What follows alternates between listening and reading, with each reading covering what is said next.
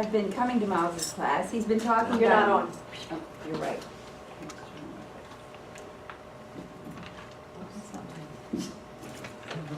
If you've been coming to Miles' class, you've been learning how to really shift your perceptions and change your life. So one of the things that he was talking about was intuition the other night, and how we're really coming into a time where we don't have time to really use these cognitive thinking minds, that the energies have speeded up so much that we really have to learn to live from intuition. So this week I started thinking about that, and how to really incorporate that in a deeper way into my life, and something I can share with you. And I want to start with a quote from Einstein. He said this: "The intuitive mind is a sacred gift. The rational mind is a faithful servant. We have created a society that honors the servant and has forgotten the gift." And that's so true. You know, our society really lives, instead of from feelings, we live from this cognitive thinking of all the information we've gained. And where have we gained that information from? Our parents, society, government, religion, which I'm going to get into. So really where we're going right now is we're remembering that we are beings of feelings, not just cognitive thinking.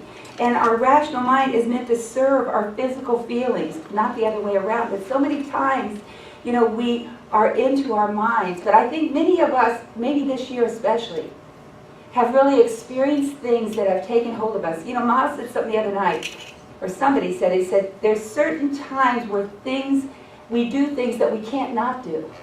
How many of you experienced that this year? It's something that carries you through, that your soul has really called for, that's bringing forth your growth and your destiny, and you can't not do it. And I think that is something we're getting to now too. So we all have a nerve in our gut called the vagus nerve. How many of you studied that in school, that vagus nerve? Which conveys gut feelings to our brain. It's known as the wandering nerve, because as it comes up, it goes through your heart and all of your organs.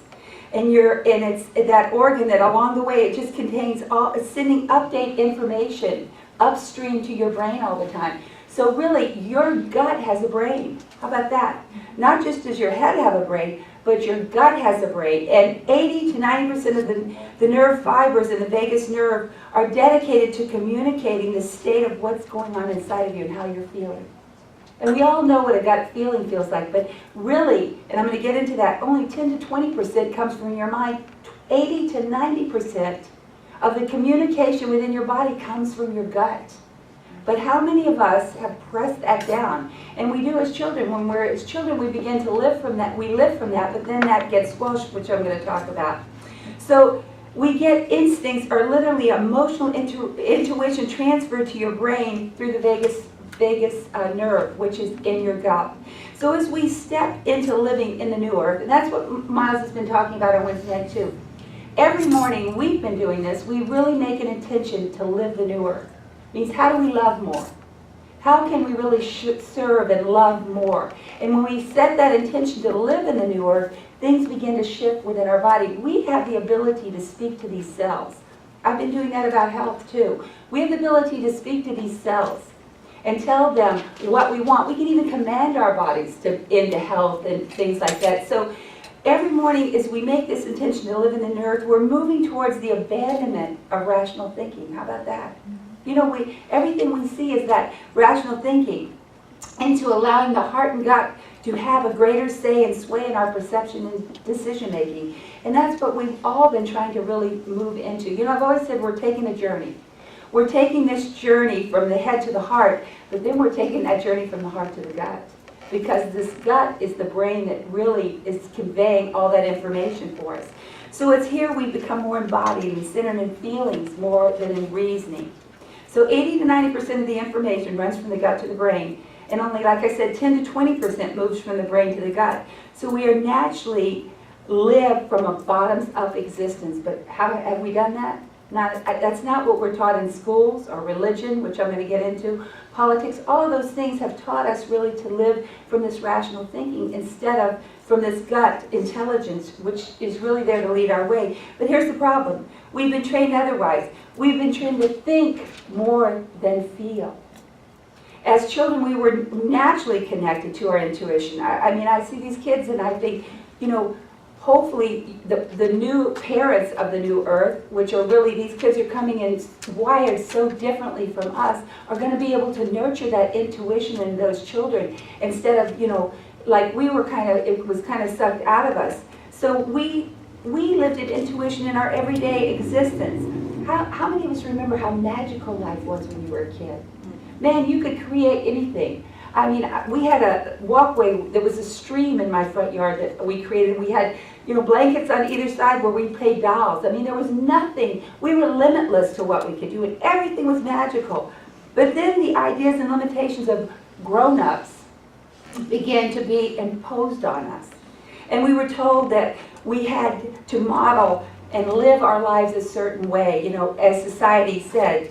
And our creative potentials were discounted, and our inner voice began to be quieted. And we began to take on all of these, the systems, how we should live our life. And our brains were to feel the norms of the 3D world and how we could fit in and be molded to this 3D world. But now we're knowing we really have accelerated to this 4th dimensional world, where things that in the 3D world don't fit anymore. That's what the Mayan calendar was all about. That 9th wave was all about not fitting into the 3-dimensional world anymore. We're in a time of unification. That's why we did that exercise this morning of looking into each other's eyes. How can we connect more deeply? How can we really feel? We know the string theory. We know that scientifically we're all connected. What I do to Scott, I'm doing to myself. We know that. We're beginning to really know that intellectually, but how do we connect? And I think that exercise we did this morning, when we look into each other's eyes, we begin to really feel that. We were being taught to not listen to our inner voice, but to conform and follow the rules of society, even though we keep asking why. And I bet your kids are doing that now. Why? When we tell kids to do something, and I can remember saying that, my mother would say, Mary Lou, please, why? We were always whying our parents because intuitively we knew, and I'm going to talk about that. So many times the answer was, because I said so. Yeah. And I even said that to my kids. I remember saying that to my kids, because I didn't have the answers. Why does society command that we do this?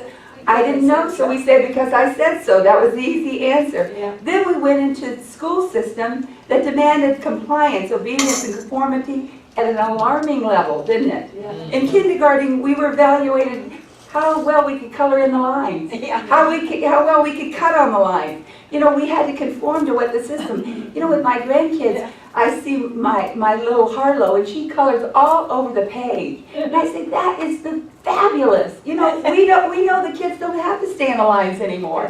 We want them to be able to think. All we did was really take in information and regurgitate it back. And that was really the school system. And we were taught to memorize what they wanted us to know. And their ideas of how the world should be, and we just put it back to them. If we gave answers about how we felt inside, we wouldn't pass. We had to give them back exactly what they gave us so that we could be in conformity to how things should be, instead of engaging in what and where our inner voice wanted to take us. And we were pressured not to rock the boat.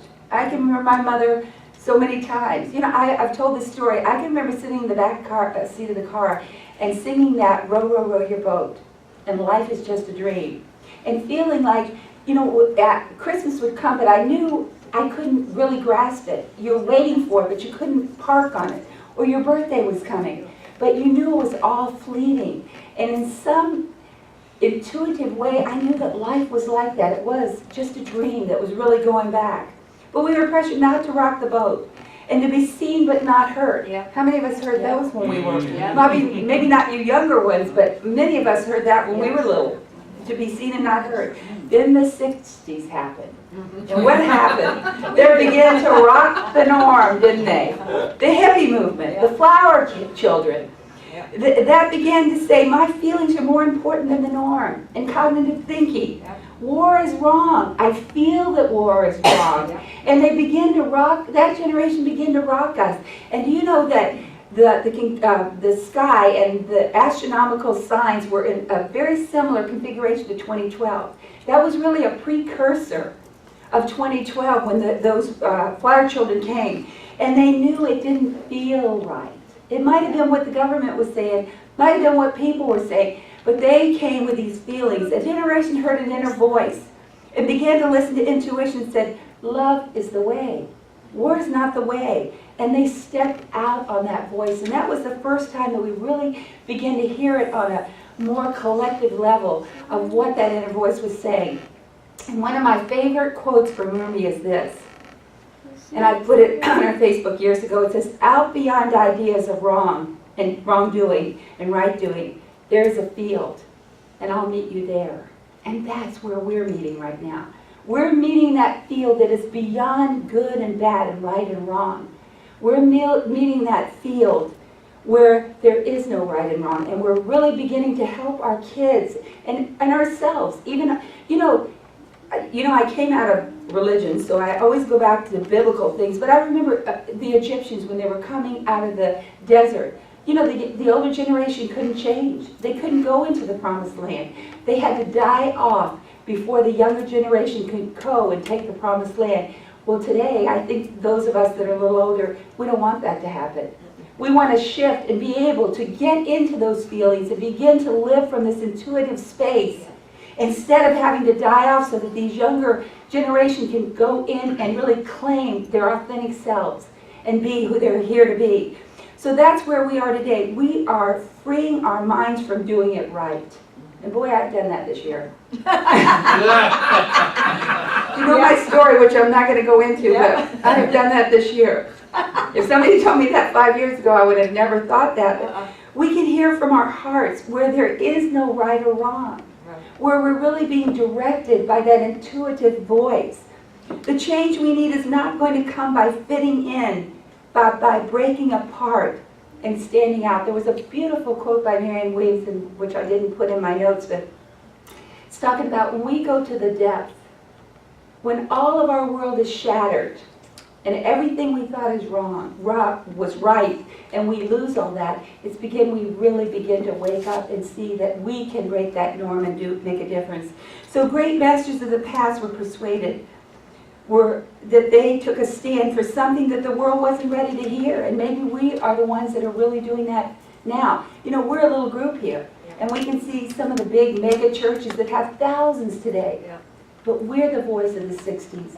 We're the voice of 2012. We're the voice that's breaking the mold. We're the ones that are stepping out and listening to that inner voice, and we're not conforming anymore. So I read about a teacher, and I love this. On the first day of class, she told her students to begin writing something badly. It was a liberating gift to her students. It was a permission to fail. The teacher knew that to free the mind from doing it right, it needed permission to play with doing it wrong. And how many of us have done that maybe this year, in the last few years, played at doing it wrong in everybody else's opinion. But in Spirit's opinion, there is no wrong. And that's really what we're doing, is stepping out of that mold. It needs to free itself from the polarities that Rumi was telling us. That realm where there isn't any right or wrong, that's the field where we're meeting today. To enter that field of the heart of intuition where there is no right, there is no wrong, there is no bad, there is no good. And I love what Reba says, it's an ism. It's just an ism. So making an intention to live in the new earth means this: learning to cultivate an inner wisdom. We can trust our inner voice and our intuition. And how many of us really trust that? Yeah, I do. How many of us really make big decisions by that inner voice? And when Miles was talking on Wednesday night, what I wanted to know is, how can I, and this is what I'm going to share with you today, tap into intuition in a greater way? What are some tools that we can use to do that? And I'm going to go through that. So let's define intuition. It's the ability to acquire knowledge without proof, evidence, or conscious reasoning without understanding how the knowledge was acquired. Now that's something. It just drops in. How many of you had sometimes something happen and it just drops in? You didn't know it in the past. You didn't acquire the knowledge. It wasn't somebody taught you, but it just comes in, but you don't have any proof of it. There's no evidence of it. But you have a knowing that that's what it is. It's a gut feeling, a hunch, a subtle knowing without having an idea of why you know it. Steve Jobs called it, and he was the one of Apple and all of that, he called it more powerful than intellect. Intuition has been talked about for thousands of years beginning with Plato. Listen to what it is. It's perfect knowledge of the ultimate nature of reality. What I felt when I was that little girl sitting in the back seat of the car, that I knew life was just a dream, an illusion. That was really an intuitive knowing that just dropped in, that was the ultimate reality, nature of reality, that we are living in an illusion. This is just a wink in time. It's a way of apprehending things directly, not thinking or using words or symbols, not in bits and pieces, but direct perception of everything at once, perfectly and completely. Wow, if we lived in that field all the time. Not, the mind should be the servant of the intuition and not the other way around. Philosophers have infallible, direct apprehension of perfect knowledge. As that little girl, I knew something was not right here. I couldn't park on my birthday. I couldn't park on Christmas. I couldn't park on all these great experiences. They were fleeting. And that was the nature of reality. I couldn't have explained it then, but that's really what Spirit was showing me. It's a still small voice inside each of us that can tell us the truth about things. And intuition throughout history has been an asset of successful people. Oprah. How many times have we heard her publicly say she does everything by intuition? She says, when I don't listen to that gut feeling, I get in deep doo-doo. I've heard her say that many times. When I don't listen, things fall apart. When I listen and connect to that, things go in a better way. Just before his death, Steve Jobs, in a profound speech, said this: have the courage to follow your heart and intuition. Everything else is secondary. And it does take courage.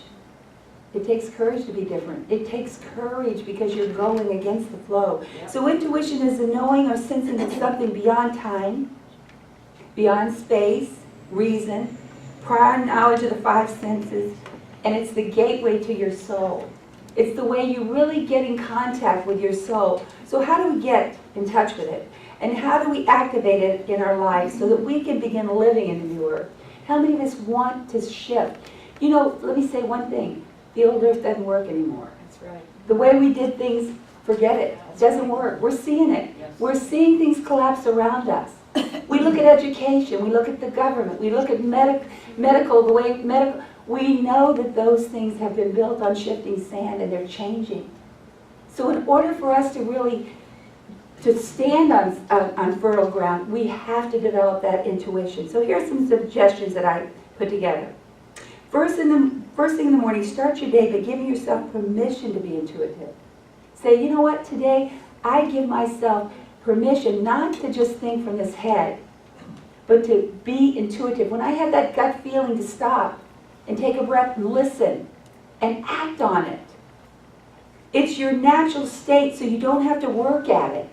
Just give and allow it to be expressed through you and as you. One of the things I've been doing, which Mom suggested in class, is I want to live in the new earth today. And so what if we say, and I give myself permission to live from intuition today, instead of having to reason everything out. And who has time? The way the energies are so radical, really, it's pressing us into intuition. The next one is, feelings are the language of your soul. And intuition expresses itself through feelings. Pay attention to how you feel. And I've heard people say, when you feel good, you feel God. When you feel bad, it's not divinity. It's not. So how do you feel? How do you feel around certain people? We used to always feel like guilt if we didn't feel good around somebody. But some people are energy suckers, and some people raise us up, support us. So how do you feel? Or an inner rightness with how you align with your soul. If you suddenly feel nauseous or anxious, it can be an indication that something isn't right for you. How many times have you kind of felt that in your gut? All of a sudden you just don't feel good in your gut. Or a tightness in your stomach, or a tightness in your chest. Each of us experience it in a different way. So what we have to do is be aware of what's happening in our body. What if you're talking or being in a situation and you just go inside and begin to monitor how you feel? and see what your intuition said. And number 3, when we feel our energy expand, we're in enlightenment with intuition, like your heart center expands. How many of you been around somebody and your heart just expands? When I was looking at Mark, and Kim said this morning, do you feel the warmth? I did feel that warmth. I was looking at Mark's eye, and I could feel my heart expand. I could feel that love for Mark. You know, when you feel that, you're in alignment with spirit. You're in alignment with intuition. If you feel your energy contract, then it's an intuitive message to ignore or bypass the situation that's not right for you. How many times you try to make something work? You know it doesn't fit. You know it doesn't feel good. You know you feel contracted, but you try to push your way through, and what happened? You're like Oprah, you end up in deep doo-doo every time. I've done it myself. It's easy. Intuition is an easy road. And number 4, the more we listen to our intuition, the easier it is to recognize it and act on it. And I was thinking about, say Kim, if I call Kim on the phone, Kim would say, I know it's Mary Lou, because she's listened to my voice for a few years now. We've talked, we've interacted, and that's the same thing with intuition. You've got to get to know it. If you don't get to know it, you don't recognize it. But when you begin to hear your intuition, you begin to know that that is your inner voice, and you recognize it. And intuition can have a unique expression through you that you can learn to recognize. I know I get it right in here. Right in here, I start to contract when something's not right, or I have to do something, or I don't want to go somewhere. We're so used to saying yes to everything. I remember my son stayed with Wayne Dyer a couple of summers ago. And he said, Mom, I wanted to take him out to dinner because they stayed 2 weeks with him. And he said, but he didn't like to go out to dinner. And one of the things Miles was saying is, let your yes be yes and your no be no. Put up your boundaries. When you intuitively don't want to do something, don't let somebody else rock you or push you into it. You know where you should be. So each of us have this unique expression that we need to learn to recognize. How does it feel to you? Think about that right now. How does it feel to you when you know something's not right for you? Is it in your heart? Is it in your belly? Could be in your calves. Whatever it is, begin to know. And what did the mystery schools say? We're here to know ourselves. Know thyself, the most important thing. So does it come in dreams? And that's what Miles was saying the other night. He monitors all his dreams and writes them down and gets messages. Does it come in writing? Does it come in a sensation in your body? If so, where? Your heart, your hand, your stomach. What kind of sensation is it? Do you know? Know thyself, and this will help you trust your intuition more. And the next one is, listen to your heart. Even though it's on the left side, it's always right. So listen to your heart. When we can trust our feelings and our insights and energy states, we begin to trust ourselves. And I've said that about speaking. I can have notes that are all jumbled in a mess, but I've learned to trust when I get up here, I connect to something, and it's going to come through. And that is the same with intuition. If we can really get to know that intuition, connect to that intuition, we know that we can trust it. We can trust our feelings, insight, and energy states. We begin to trust ourselves. We've been taught to listen to what others think instead of listening to our inner voice. And I'm a Pisces. Pisces are people pleasers. The Pisces live by feelings. So it took me many years to be able to say no and to put up. And still, it's hard for me because I live from feelings. But when we begin to really connect with this, we're able to be our authentic self. So living in the new earth means believing we know what's best for us. And and also what no longer feeds our soul. And that's another thing. Are you able to disconnect from those things that don't feed your soul any longer? That's a hard thing to do. We are a generation that is really crossing over. We've had the old, and we now are crossing over into the new. So we're really being challenged like no other generation because things are not the same in our lives. These kids that are coming up, things are changing exponentially. You get a printer, and in 3 months you can't get the ink anymore. I mean, it's like unbelievable. You know, things are changing. We're in a time of change like never before. So living in the new earth means believing we know what's best for us, which no longer feeds us.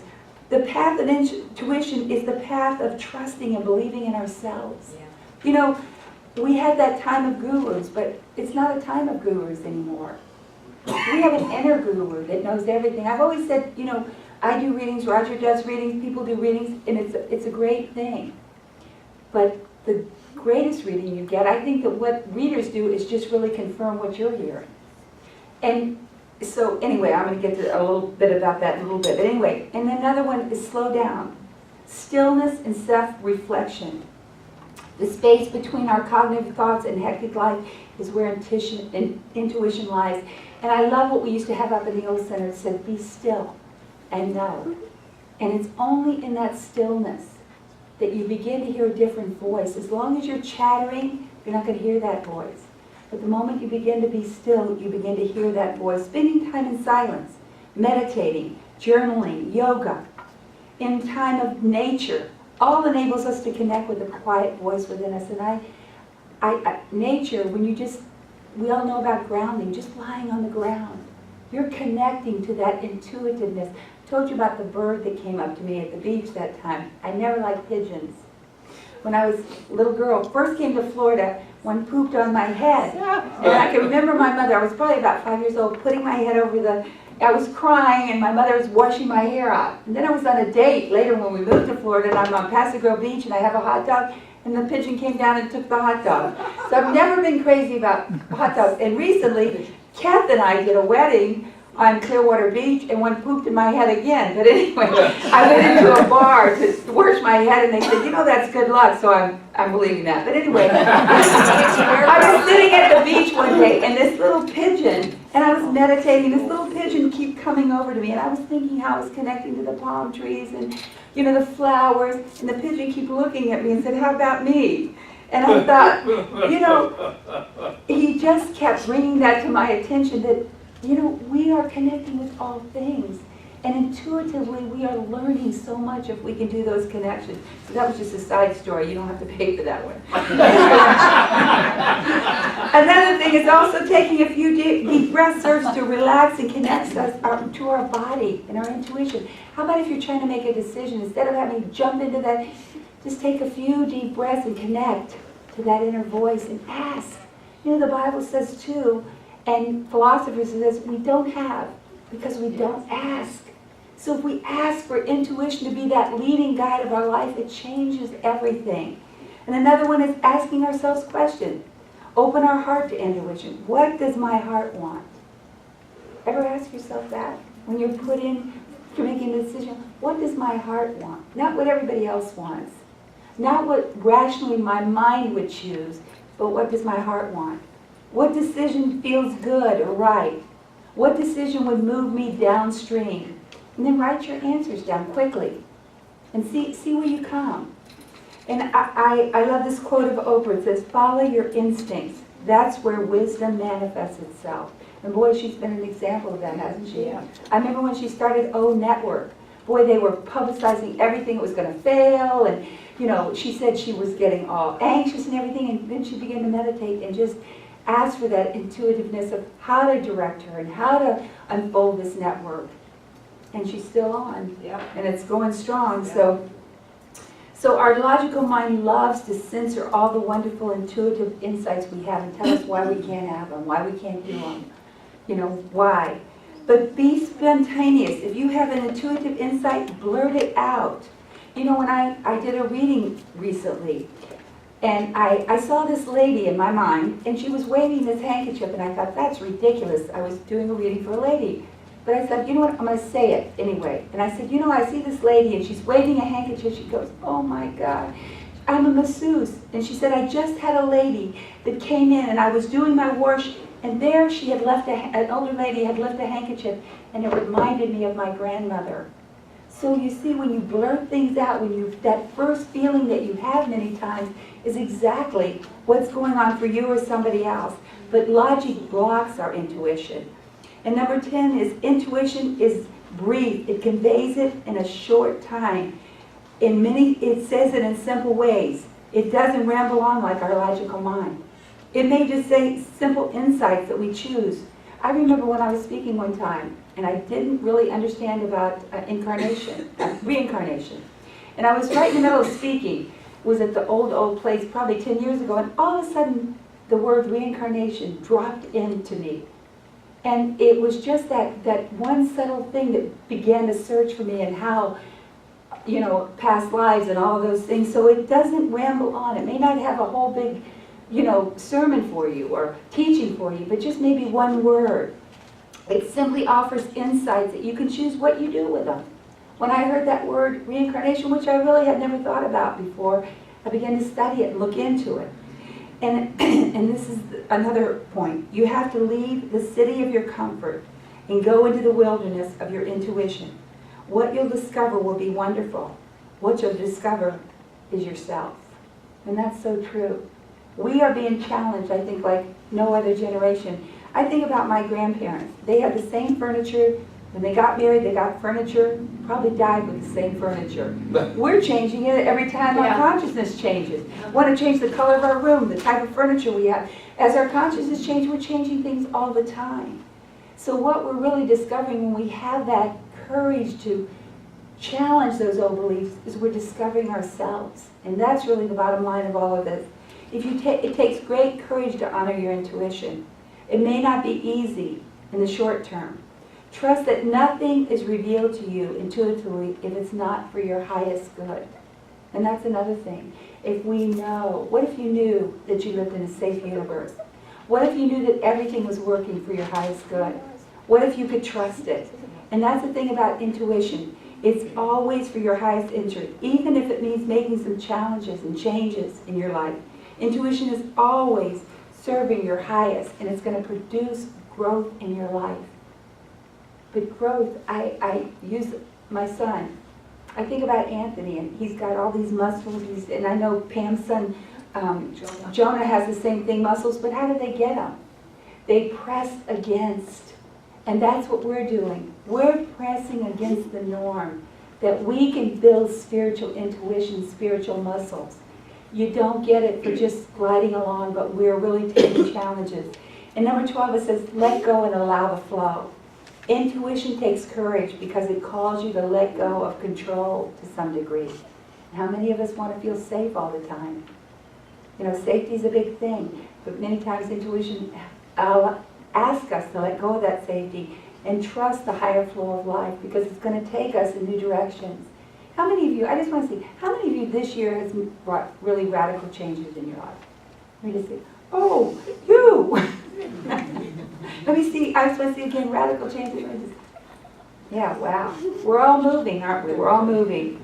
Abraham Hicks says this, nothing that you want is upstream. Intuition guides you to let go of paddling upstream and allow life to carry you instead of find your way, that life and your plans and agendas. Life knows what you want more than you do. And that's the thing about intuition. Our soul made a contract before we came here. And it's imprinted on our intuition. And it helps us with that growth. We're here to grow. This is really the school of life. This is the academy of growth in life right now that we've all enrolled in. We said, yeah, we'll go down there. We'll go down there in the shift of the ages, when everything is going to be chaotic, when it's like a boil, everything's coming to the surface, and we'll be challenged. But you said yes to it because you wanted to be in that academy of life and that growth. And everything is moving you to surrender. And you'll discover the magic that life has when you do surrender, because it's always taking you to where you need to be. So that is really part of it. And I'll end with this one. Irrational optimism. Intuition continually guides you to play at higher and higher stakes in life. It pushes you and pushes you to go into higher dimensions and let go of those things that don't serve you. And as you do, you'll walk away from what you thought your life was towards a life that has not yet fully manifested. Intuition has all of that. And in the meantime, you learn to trust the unknown. And one of the things I've read so much lately is about trusting that unknown And really, we're the generation that's called to that. We don't know what's going to happen in politics. You know, we look at what happens. We don't know what's happening in school systems. We don't know, but we see the world crumbling around us. Look at the things that have happened lately, the hurricanes, the tornadoes, the earthquakes, and all of these things that are happening. We're really being called to live in an intuitive place. And in the meantime, we learn to trust the unknown and become comfortable with not having all the details of everything. And I know that's my life right now. I don't have all the details of why I've done what I have done or what's happening, but I know that it's for my highest good. I know that my soul called out for growth, and your soul has too. And it's going to bring those things into your life. It's going to bring that growth. And it's here we're challenged to have irrational optimism. We can view our life as being an empty shell of what it used to be, or we can see it as being prepared for something that's going to be exciting and activate something that's going to bring great growth in. It's always our choice. And I look around, I know some of your stories. And I know some of you are in times of unknown what's ahead right now. But we can trust the universe. We can trust divinity and know that our soul is really in charge. And it's always unfolding our highest good. So move and let go of fear, and that's what I'm doing too. And I want to end with this quote. It's impossible, said pride. It's risky, said experience. It's pointless, said reason. Give it a try, whispers your heart. And that's what I think all of us need to hear today. Give it a try, and just allow intuition to be your guide. And so it is. Awesome.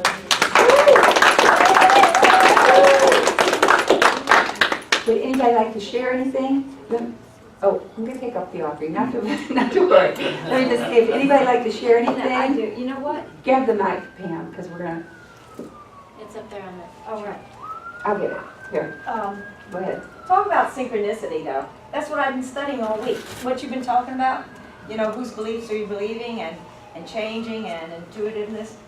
That's really strange when you start talking about it. I'm like, this is the time. Everybody's getting on board with this. It's time for a change. And I just thought that was unbelievable when you start talking about that. Yeah.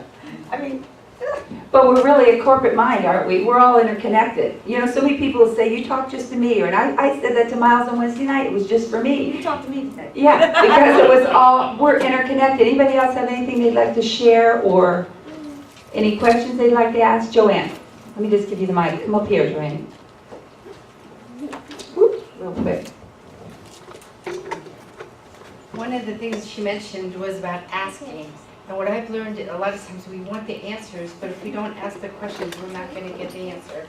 So I just thought I'd remind everybody, before you go to sleep, just ask whatever you want. And it's amazing. You either wake up knowing from your dream, or a lot of times with me, people will be talking to me, and all of a sudden their voice even changes, and they say something which is the answer I was asking for, and then they just go back to their regular conversation, and you know, they don't even know they gave me the answer. So there's just so many ways that we can get answers, but again, we have to ask the question first. That is such a good point, you know, and it's biblical, it's in the Emerald Tablets, it's in all of the ancient philosophy. Ask. We don't have because we don't ask, and I think asking the right question is so important. Anybody else, they'd have anything to share? Come up here a minute.